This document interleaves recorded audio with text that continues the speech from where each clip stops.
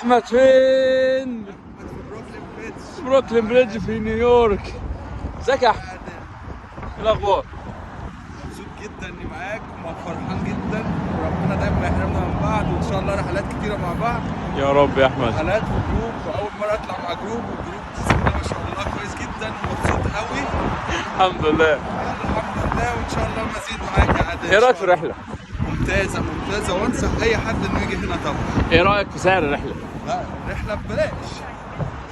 كلمه كبيره. في ناس كتير عايشه في امريكا مش مصدقه سعر الرحله. ده حقيقه، كان قاعد معانا ناس امبارح بيقول لي تيجي الطياره اصلا من شيكاغو لسان دييجو ب $500. ازاي انت عملت اصلا الرحله دي كلها ب $2000؟ ازاي؟ لان احنا مع عادل بيرفكت في الحاجات دي. حبيبي يا احمد. ايه رايك في الهوستلز؟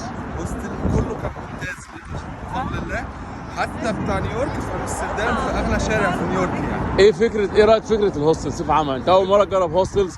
فكره الهوستل جميل، حاسب الناس وراك. جميل جدا، وانصح اي حد ان هو حاسب الناس وراك. لما يسافر يستخدم الهوستل. الهوستل بيوفر فلوس كتير جدا في الرحله. انت لو قعدت في فندق هنا في نيويورك اقل ليله تقريبا $300، انت قاعد في مكان كويس والريت كويس يعني. حاسب الناس وراك، الناس دايما وراك، ما تمشيش بالراحه. تنصح الناس تطلع معايا؟ ان شاء الله هطلع معاك كتير ان شاء الله. وتقول ايه للناس؟ طيب لو الناس دايما بتقول عليه يا عم ده عيل نصاب، ده عيل حرامي، ده بياخد فلوس من الناس، ما طبعا ده ما بيحصلش. انا حاولت فلوس، ودي كان اول رحله بيني وبين عادل ما اعرفوش، وجيت لقيت اللي هو قاله بالظبط حصل يعني. ايه رايك في رحله في فيزا امريكا؟ طبعا الحمد لله ربنا كرم وخدت شنجن. خدت شنجن على ايدك وخدت امريكا على ايدك. الحمد لله. الناس كلها انها تقدم معاك طبعا. الحمد لله. ربنا يخليك يا احمد، انبسطت بيك وبوجودك ومعرفتك. يا رب نطلع مع بعض تاني ان شاء الله. هنطلع مع بعض كتير ان شاء الله. ان شاء الله. اتمنى اكون انبسطت في السفر معايا، في طريقه السفر بتاعتي. انا ممكن اكون فرهود، بس احنا ما فرهدناش كتير. لا ما فرهدناش هنا كتير الحمد لله. شايف فعلا الرحلات اقتصاديه؟ جدا يعني الناس هنا مش مصدقه الاسعار دي اساسا. بيقولوا لي الراجل ده بيخسر. ما هو ده حقيقه. حقيقه.